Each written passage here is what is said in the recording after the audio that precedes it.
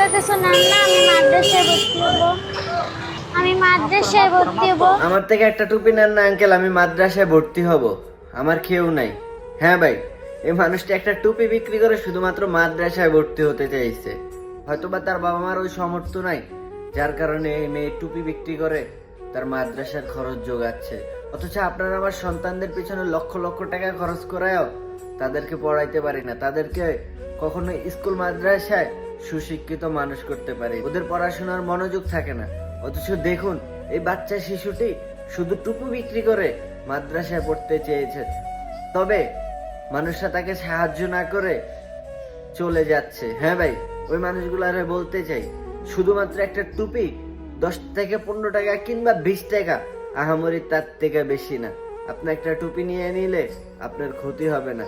আপনার একটা টুপি নেওয়াতেই ওই মানুষটা মাদ্রাসায় পড়তে পারবে।